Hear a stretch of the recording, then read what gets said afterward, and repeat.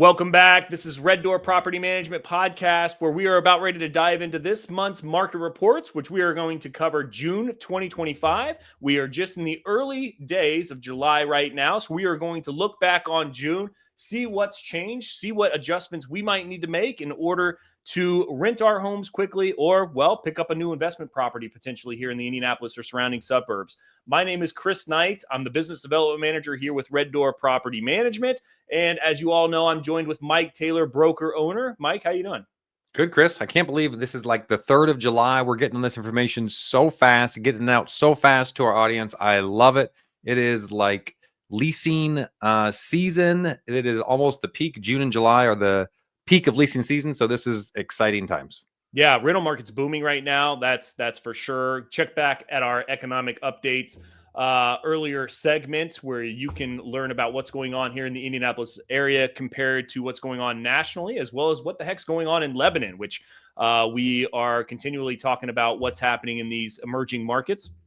So check back at that earlier segment that you'll find on our YouTube channel. Or any of our other social media platforms, which are conveniently located here at the bottom of this nice graphic. So whether you're an Instagram user or a Facebook user, you can find a lot of this information right there on those pages as well. All right, I think we're ready to dive into the info. Are you ready? Let's do it.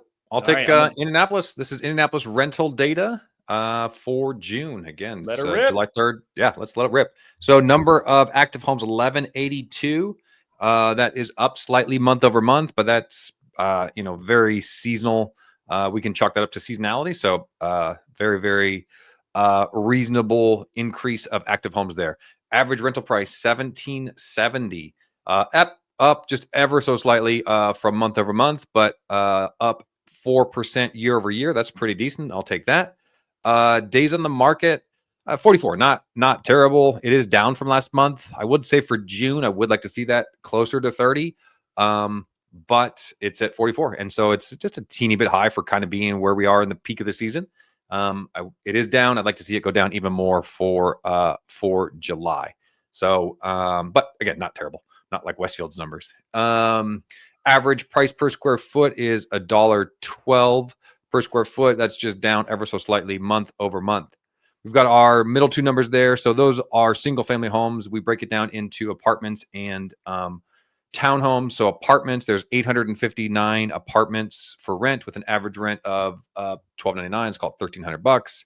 Average price per square foot on apartments in Indianapolis is $1.52. Now townhomes there's 132 of those available.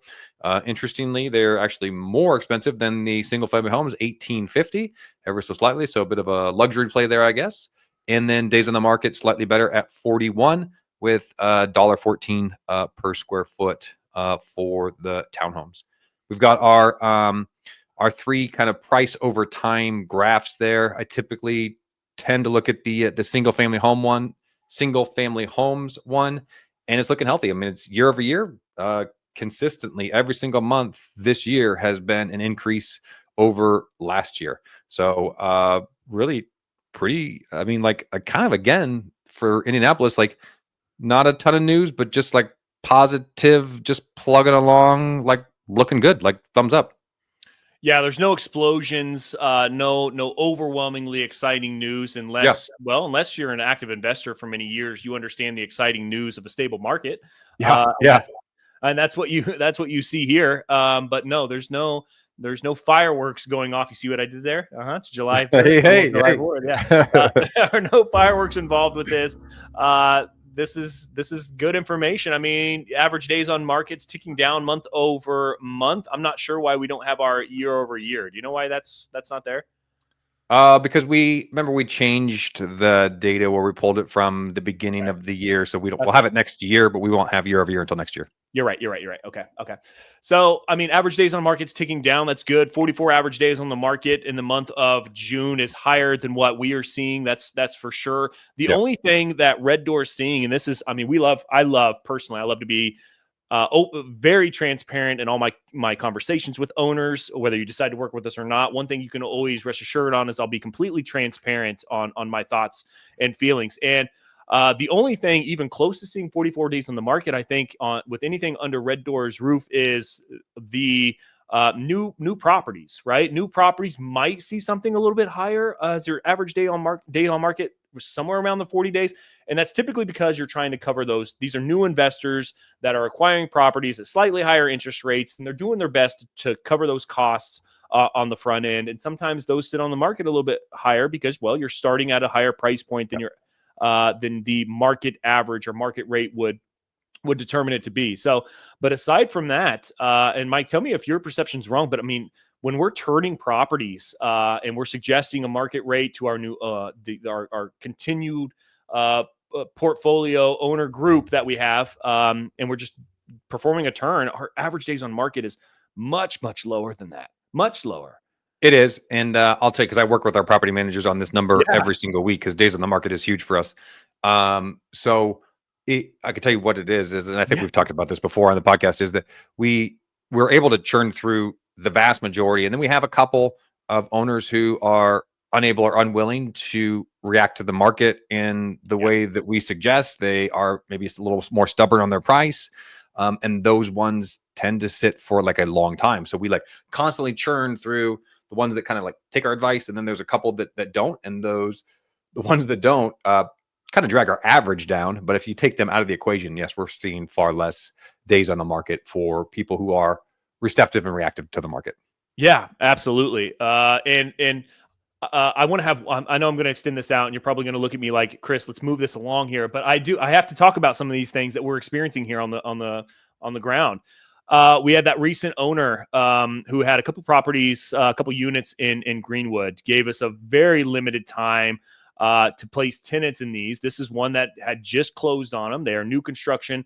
And all the discussion was had on the front end about the current market and his ability to cover costs. And none of that was being heard at the time. It was you place a tenant, or I'm going to put the house on the market for sale and turn a profit. Well, then that discussion, obviously, that's not going to happen either in the current market. If you haven't already, check back the economic updates that we went into. That's not happening right now. You're not, if you just closed on a property, you're not going to turn around and sell it for a profit. There's a surplus currently in the market.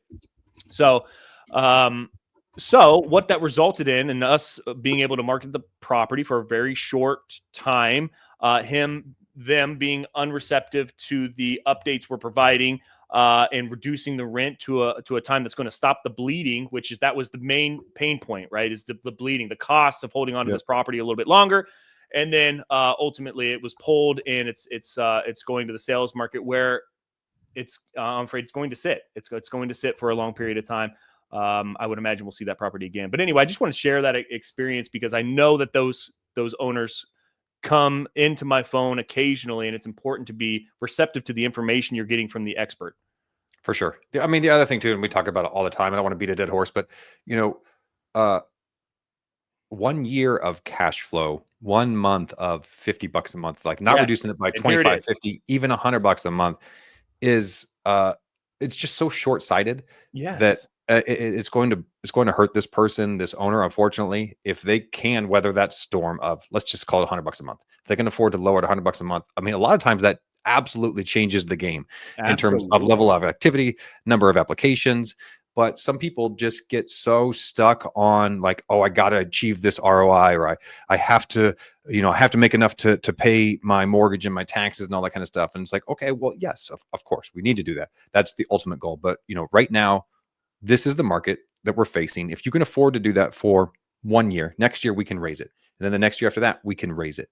And then we can make more and more money. In the meantime, you're realizing appreciation, realizing depreciation to the tune of way more than $100 a month. So, I mean, it's hard to watch people make short-sighted decisions. Like, I think that house that guy was like maybe like a $350,000 house, something like that. That, yep. Yeah. So, I mean, if he realizes, let's just say 5% appreciation, that's $17,000 a year. That's $1,400 a month. So, would you pay $100 a month to earn $1,400 a month? Of course you would. Of course you would. This podcast is gold. All right. If you're listening to this, that's not even talking about the tax benefits and the depreciation that we just talked about. So, I mean, to pay $100 to earn 1,400 plus. I mean, it's a no brainer. So it's hard to watch these people make these short sighted decisions. And it's like, man, we just want to fill your vacancies as fast as we can so that you can get income coming in so that you can start earning $1,400 a month.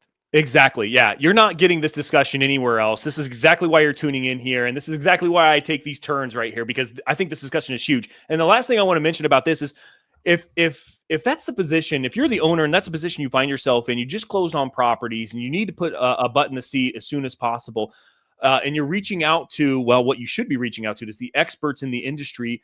Don't go into that conversation putting them on their heels. Like you put someone in here within the next 15 days, or I'm putting the property on the market for sale. No, you need to engage in that conversation so that it's a constructive conversation, that you're listening to the points of the expert. That's why I assume that you called this individual. So you need to listen, be receptive, and make adjustments, because that's what you do in any other investment. You make adjustments as the market indicates it necessary, and you listen to the experts in order to do that. So that's it. You just shouldn't go into that conversation putting them on the heels, like do this or else, because you're going to cost yourself money with that perception, in my opinion.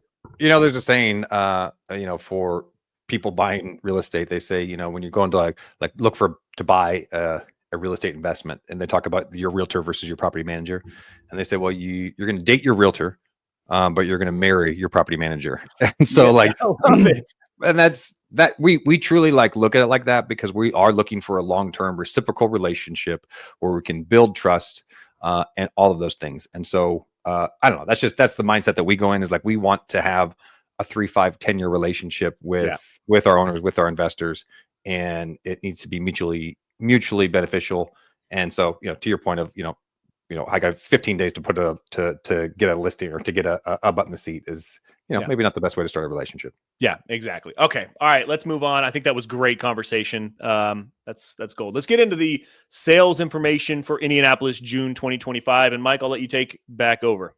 All right. Let's see if Chris's doom and gloom is going to come true. Check back in the economic updates segment. I'm just saying. I will say we are seeing a little bit of softening. But here it is.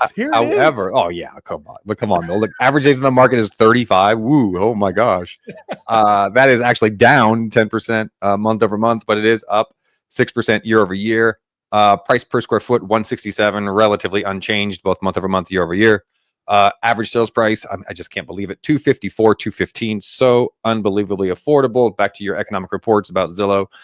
With the Indianapolis market being number 2, I think, and then number 1 in the Midwest. And that's a huge factor of it, is that you can pick up a quality home for $250,000. I mean, that is, if I told that to my brother or sister who live in California, they would laugh at me. I mean, unbelievable. Same. And number of homes sold is 1,000. That is down 9% month over month, but interestingly up almost 6% year over year. So this price graph here is pretty interesting. Where it's pretty much up slightly year over year, but you can see a little bit of weakness in June. It is softening there a little bit, and this is the peak of the market. So it does appear to have some softening to the market. And then number of homes sold there on the bottom right. Again, that just shows for our investors, okay, well, where do the number of homes sell? And you can see in Indy, there's a ton of homes that sell for under 200,000. I mean, 3,700 almost, 3,600, and then another 2,500 under 250. So I mean, there's plenty to choose from if you are looking for a home under 250. Indy is definitely a spot where you can find it. It's not where there's just 1 or 2 homes in that area. There is roughly 6,000 homes that sold last year under 250. So super affordable market still yet. Listen, I know you and I go back and forth. We spat a little bit for the comedy side of it, but honestly, I think that we are already in the quote unquote buyer's market. I think that if you're a new investor looking to enter the real estate market, now is the time, I think, to be submitting offers. I think without a doubt, your chances of closing an offer under asking price is higher now than it has been in years. Because look, the the Fed isn't going to let too much softening happen in the real estate market, right? There, I mean, gosh, if you listen to Trump at all, and this is not a political podcast, I don't care where you stand, but he's definitely pounding on the Fed rate to continue to go down. And I don't think we're far from seeing that interest rate tick down. And as soon as that happens, the softening, I think, is gonna harden right back up. So there's not too much softening that's going to happen. So honestly, if you're interested in entering the market, I think now's the time. Submit an offer under asking. I think your chances are probably higher right now than they probably even will be, let alone have been. Yeah, I mean, I don't know. I'm not going to try to pretend like I can time the market. I've learned a long time ago that there's, I'm definitely not smart enough to do that. All I know is that, it's just like planting a tree. The best time to plant a tree was 20 years ago. Best time to buy a house was 20 years ago. So it's just as good a time as any. And you're going to see appreciation. You're going to see the depreciation. I mean, you're going to see the benefits of purchasing a home, whether it's now. I mean, if you're going to sit there on the sidelines and try to time the market, try to time the interest rates, try to find out what the Fed's going to do, you're never going to buy anything.